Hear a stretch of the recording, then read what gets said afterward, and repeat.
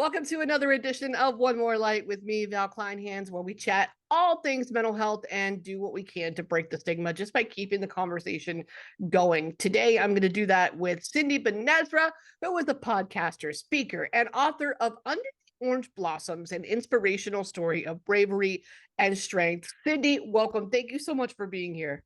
It's so good to be here, Val. Thank you for having me. I know. I loved it because I love the title of the book at first. It caught my attention. Under the Orange Blossoms. It just sounds really pretty, but the book is kind of intense. Can you give us a brief, just general rundown of what we can expect if we read this book? Sure. So I'm a sexual abuse advocate, and the book is about my childhood and experiencing sexual abuse, but it's not as daunting as the subject is. I mean, it's serious, but it takes me through my childhood from 5 when this started, what my experience was like, also my thoughts, and I put it into a child's voice, and from there it goes on to what it was like to be a teenager. Then it's a little bit of a wiser perspective. It's my voice right now, and writing about my experience about parenting, having a relationship. And so it's more the adult, wiser voice. So it takes you through pretty much an autobiography of what that experience is like. And I was very conscious about not triggering my audience. I felt that it had a lot of balance to it. I don't know. What do you think, Val? Do you think? Yeah, I Yeah, I mean, do. I was going to say that. I mean, I think that sometimes when we read memoirs, we feel like we're getting too much information or maybe not enough information. And your book balances that very well. So, what was your approach to handling such a difficult topic? to be honest, I had to go to, I consulted a therapist, and she was a trauma therapist. Mm, So, and she's a writer too. And I had to sit down with her and said, okay, let's go through these chapters. And I want to make sure that I'm getting this. Um, I didn't want to give all the information so that the reader could try to figure out what their perspective is too. So I just didn't want to say, um, like dissociation. I just wanted to like kind of explain what that is. And then hopefully maybe the reader can mhm. translate that and use their version of it. And that's one of the great parts about reading. We all take our little parts out of it. But I did have to consult a trauma therapist, and it was incredibly, I would not recommend writing through trauma because it's triggering. It's triggering for, Mm, 'cause you're writing in a sense like, what did the room look like? What are, where did you feel the pain? Where did you feel your anxiety? And you're giving descriptive details so it can trigger you. And I did. I thought I had that all cleaned up in my life, but I have to say, when I was writing the book, I was really triggered and had to take some time to do that. So I wrote it over like 4 times. The mm. first one was like a horror movie, and then the second one was a lot better. And by the time I got to the fourth write, it was a lot easier. Yeah. Overall, how long, excuse me, how long did the process take just to write it and get published and all that? 4 years, 4 years. But Wow. I had COVID, so I was able to kind of sort through that. So that was kind of a Okay. silver lining in there. Yeah. So it might have taken longer if COVID never happened. It might have never happened. Actually, so I really wanted this to be a cookbook.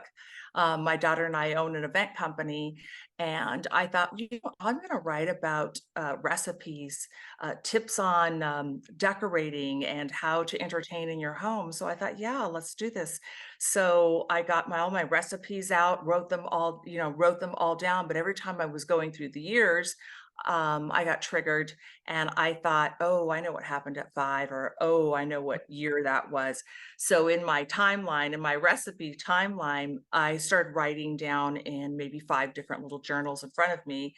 And that was um, where I looked and I thought, wow, I have 5 books. And what did I feel the most shame about? What did I feel the most the thing that I wanted to hide the most, and that was my child abuse history. And I thought, this is probably something that more people need to hear about it, because I do know the statistics. It's 1 in 4 girls, 1 in 6 boys who are reported. So those are just reported cases. So if you think about that, there's a lot more people out there. And I just wanted somebody to know, um, that you could get through and you're not alone, and that was kind of the intent of it. But it also had so much shame. I thought it was the scariest thing to do, so I thought, I'm gonna take this and I'm gonna roll with that. Yeah. How long did you endure this? The abuse? So, my dad was, very narcissistic, larger than life kind of personality, Mm. and, physically abusive, emotionally, just a tyrant. And so it started from the time I was born, but I mean, just having a father like that. But by the time I was 5, he was already grooming me and manipulating me where in fear, so that I can do the things that he wanted me to do. And the Mm. type of I was fondled, and the type of abuse that I suffered primarily was from pornography. And my dad would take me out of my bed and then take pictures of me at night. And there were lots of pictures. And I did share this with my mother, uh, but I ended up back in the house after the shelter. Wow. What was the reasoning behind that? Were they just not aware of what was happening? I had my hymen was intact. I didn't have broken bones. This was way back in the 70s. I didn't have broken Okay. bones. I had some bruises, but it wasn't monumental. And to be Mm, honest, there weren't any shelters for women way back then, or there wasn't even a sex kit back then. okay. So they looked at the whole subject completely differently than how we would today. Oh, completely different. Yeah. Yeah. And it's his word against my word. And that's the crazy part of this story, is at the very end, after I put my dad into a nursing home and I end up taking care of him, that I was able to talk to him and ask him, over again, Dad, like, why did you do all these things? And why did you behave this way? And he started talking, and it might have been the antipsychotics that he was on, because I was, helping with his care. Mhm. And that was one of the things they put him on right away. And he just explained why, and it was more of a mindset of a pedophile, and I was just blown away by that. I thought, if this information could help somebody else, not only me to heal, but somebody else, because I think a lot of times we don't get the words like "I'm sorry," or we don't get the words of anything that seems like forgiveness, not in the way that we would like to have them personally. And I think when somebody really listens to a lot of this, they're like, oh, like, this is truly mental health, and there's no rhyme and reason for this. Mm. What did you learn from his answer to you, or moreover, sharing that in addition to what you learned? Were you sharing that in the hopes that maybe we could identify people who have this issue a little bit easier, for lack of a better term? Right. No, I know what you're saying. Yeah. Yeah. um, I think so. That was my intent. And the fact that my dad agreed, I said, I'd like to do this. I'd like to share, what happened in our household. And my dad said, well, yeah, maybe it's about time people start talking about this. Wow. And then when I said I'd like to help others, and he was in agreement to do that. So um I don't know if it changed my perspective of him. I still think he was wrong in doing this 110%. Mhm. I don't think, like, my forgiveness in this process was, it's different in what most people would say forgiveness is. It was just sort of like, I've had a lot of self hate and blame myself. I just had tons of self-hate. I blamed myself. I blamed myself for wearing my clothes, I Mm. mean, I don't know. I was listening to other people and I thought, well, maybe I was wearing something that I shouldn't have been wearing. But I mean, really, honestly, I'm It 5. breaks I'm my wearing heart what to my hear that. mom told me to wear. Um, and Yeah. then later on, I thought maybe I was just a bad person and I just deserved it. And, Yeah. then I thought, maybe all these bad things happened to me because it's just I just wasn't lucky. And I just had a lot of garbage in my head. So I thought, so many people through trauma, any kind of trauma, we always think like we're just not always, but we think that we're just the unfortunate ones. Yeah. Was there ever a moment where you felt like you were maybe owed the explanation and you wanted the apology? Some people look to forgive because it helps them feel better, and some people just forgive because enough time has gone past. Just for example, what did you want the outcome of all of that to be as far as your relationship with your parents went? Um I think what I came through after all of it, what I wanted to hear was I wanted him to break down on his knees and tell me that how sorry he was. And I wanted him to go through the whole list, the whole laundry list of all the things. And I don't even think he knew what they were. And Wow. I wanted to be made whole inside. And I just didn't know how to do that. And I thought that if he broke down and said everything that I wanted to hear, then I would be whole again. And what I realized the most through this entire process is I was never going to get any of that. Mm, Um, and even though he said, "I made you cry," and I guess that was his form of an apology. So when I heard that, I was just even more livid. I thought like, "Ooh, maybe I shouldn't have even had him attempt an apology." But through the thick of it, I realized that I probably had the power in me all along, that I just didn't realize that it was me who was stopping me from moving on. It mm. was me, the person who was holding down the growth. I was not letting love from other people come in because I didn't realize that it was all within me. I just was placing fault for everything that happened to me um, through my father. Yeah. Do you remember the moment where everything came to a head and you really started to understand this is impacting my mental health and not for the better, and I need to do something about it? Teenager.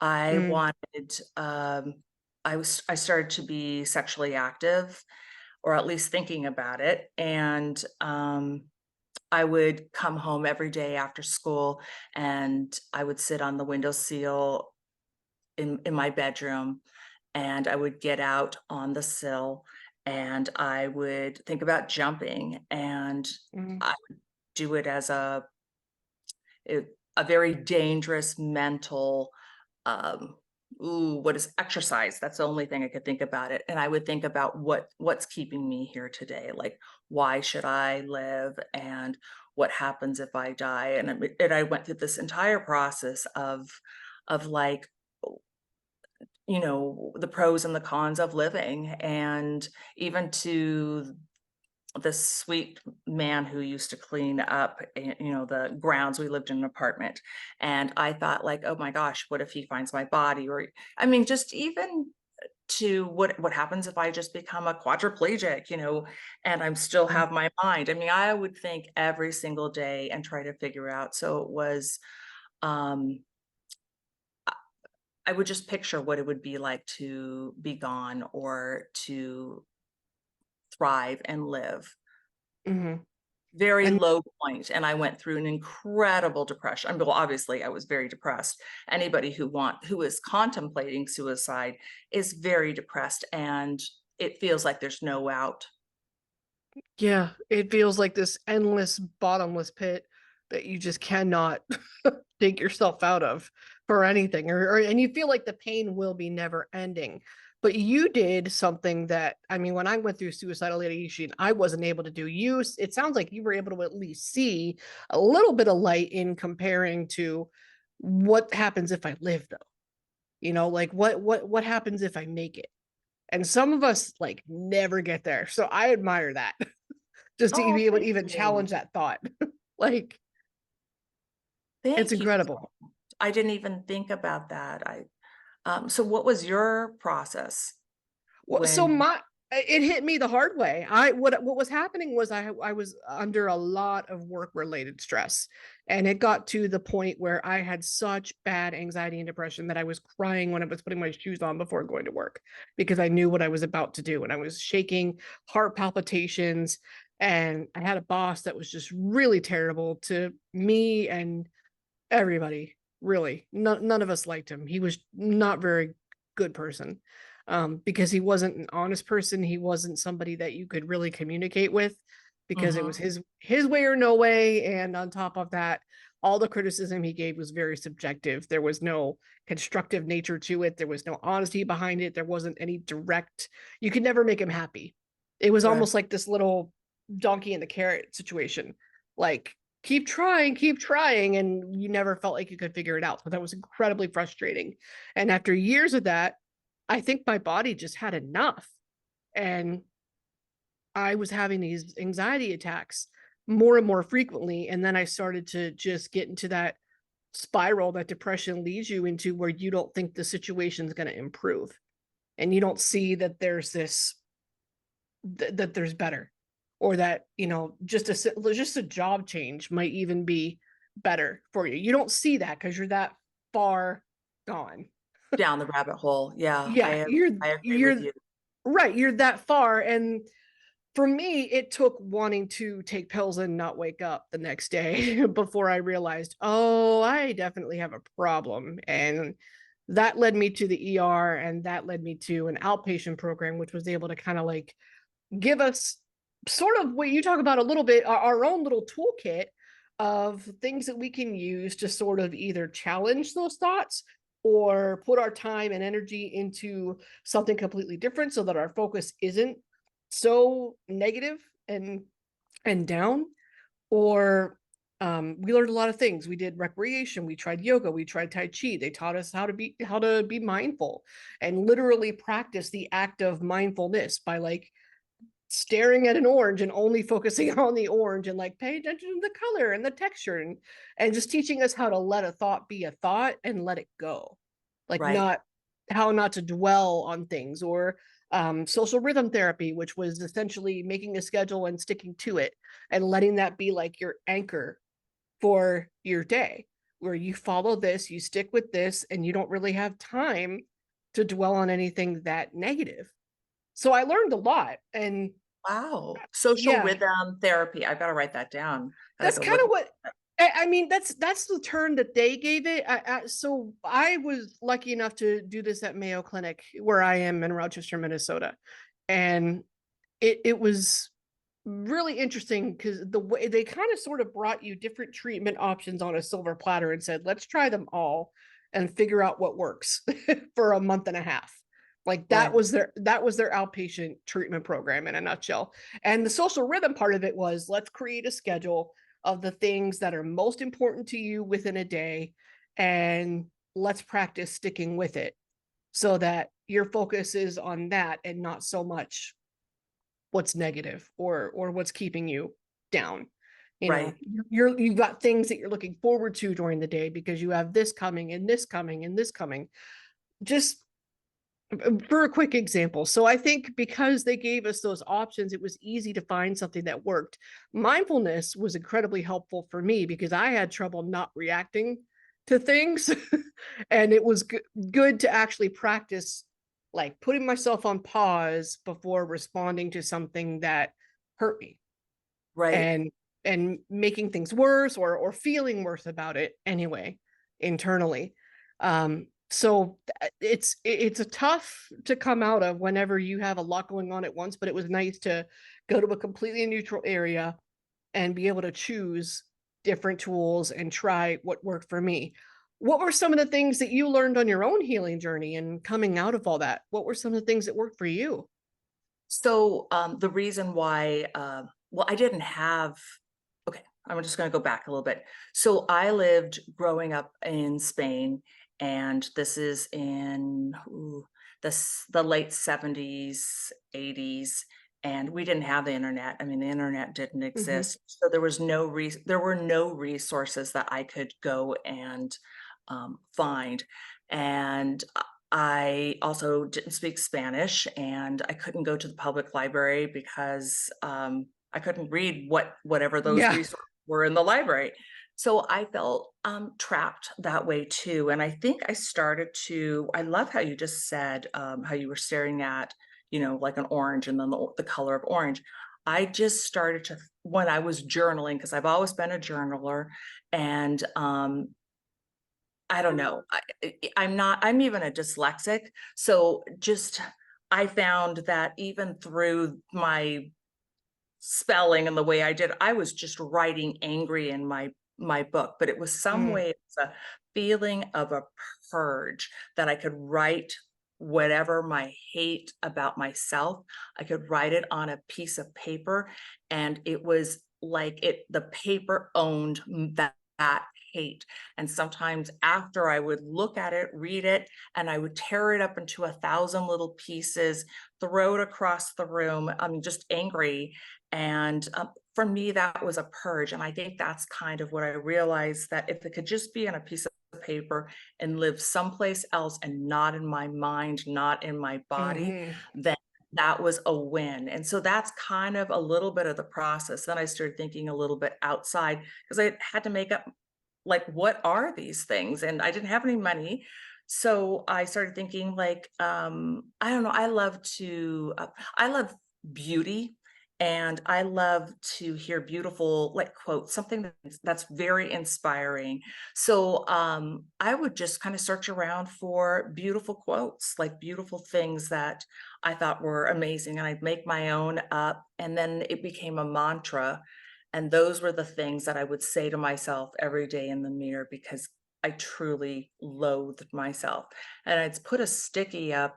Well, they didn't have post-it notes back then, but I put a little self-made note or a scrap, a piece of paper, tape it up to the mirror, the bathroom mirror, and I'd look at it. And every time I brush my teeth or go to the bathroom, every time I don't know, fix my hair, whatever it was, I looked into that bathroom mirror. I had to say it over and over and over again, and before you know it, I had, like, just a mirror full of them. And then when they didn't have any value or it was just nothing, I felt nothing, I just rip it up, and then I try another one and move it around until I could feel something, just anything. Like you were saying, that orange, I'd work on also going outside and looking at the sky, because I mean, I Sure. didn't care if it was blue, but I had to say, "This is blue, it's beautiful. This is blue," because I couldn't see color again. I couldn't get excited about anything. I was just cut off and dead, and I felt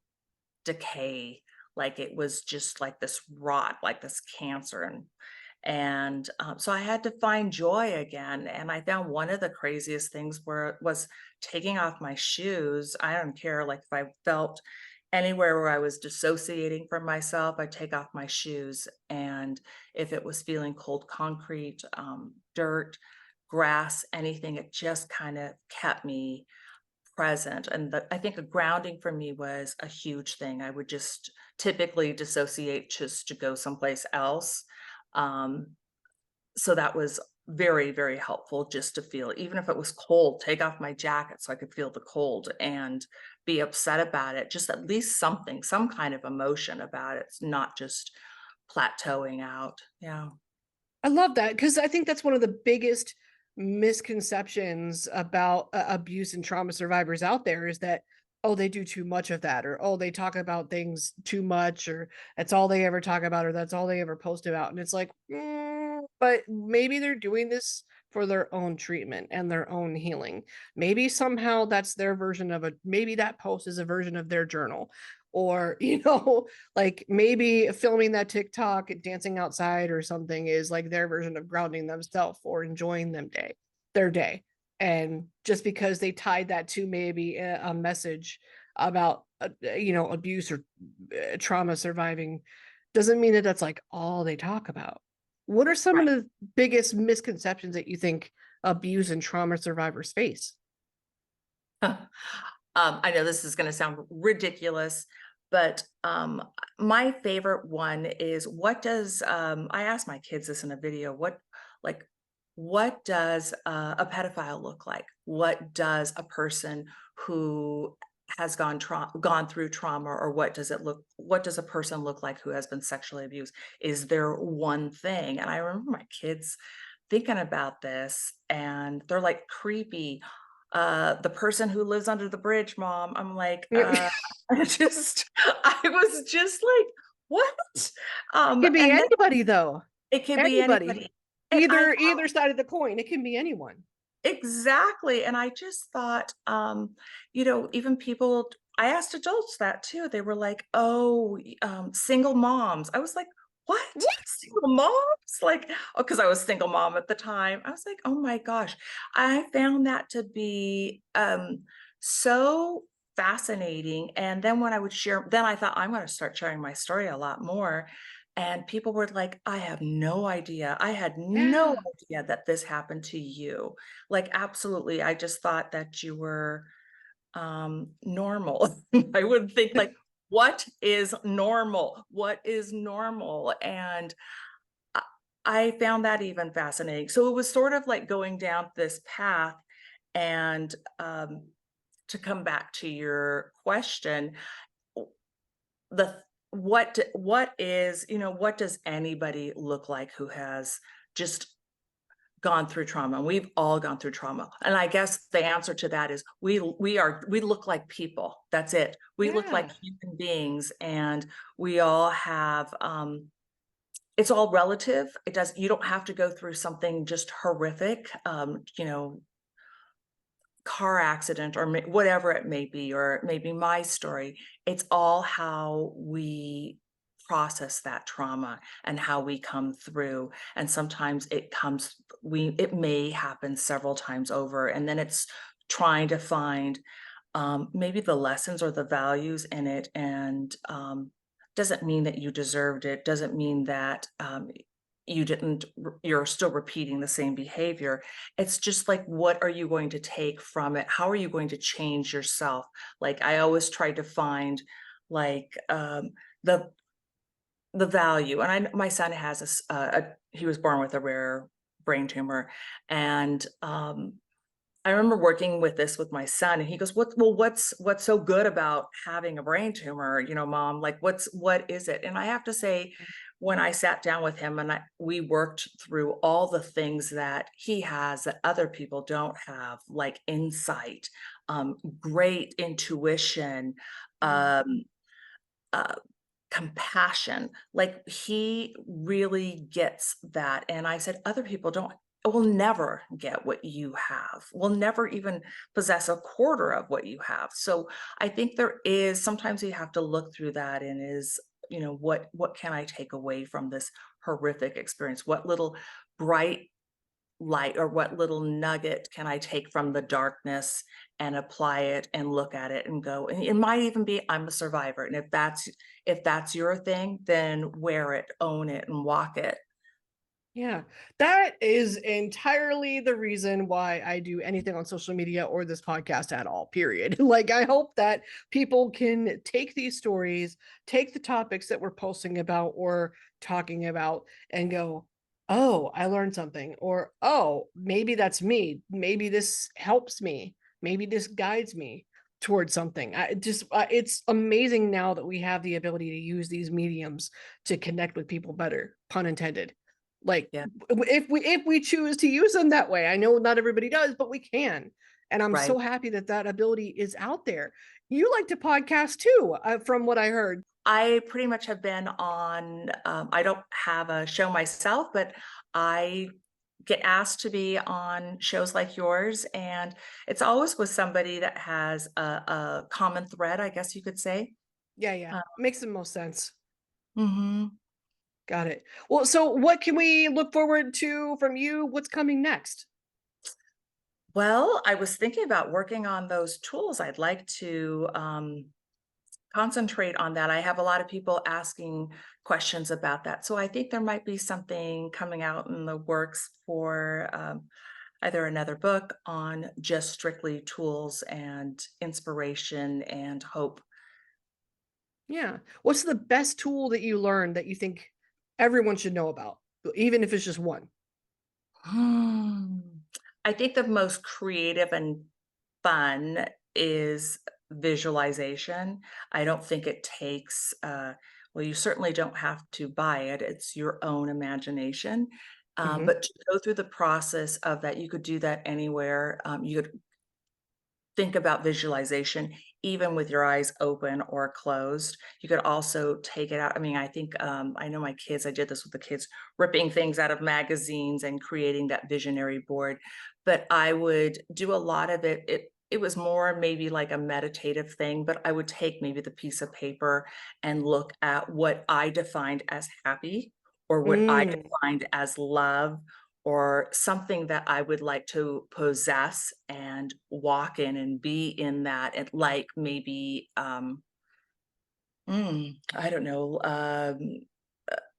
compassion, more compassionate to myself, and I would look at a picture, and I would be able to maybe put 2 or 3 things together, and I would look at it, tear it out because I didn't even have time to, like, cut it out, tear it out and stick it in a book and put it on my bed, and I would look at it, and I would do a visualization conversation with myself, like, "Okay, I am this person." I would vision myself, that person with my face, and I am trying to achieve happiness, and this is where I'm going with it. And it would be maybe something that's in the country, or maybe it was something that was beautiful, and how it, what that feeling would give to me. And I would picture the story, and I would try to do it as a calming tool. I do it over and over again. And the weirdest thing is, before you know it, sometimes a lot of those things actually started to occur. And I noticed that it was probably the most powerful, creative, fun thing, very easy. You could do it with, like I said, closed eyes, open eyes, just kind of fun.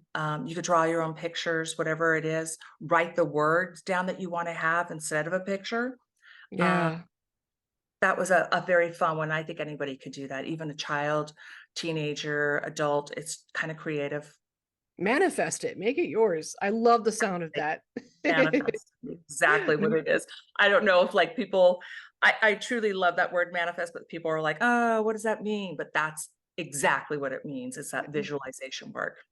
That might be the Webster definition. I bet if we took a look at it, it might that might be exactly what it is. But no, I completely get it. And vision boards are fun. I love just cutting things up and like putting like aesthetic-y pretty things together and just seeing what I come up with when it comes to a collage. So that's cool. That's another tool that we can think about using. Well, Cindy, thank you so much for your time. Thank you for everything you shared. Love the book. Love what you're doing. Thank you for being here. Thank you. I'm grateful that you're here too.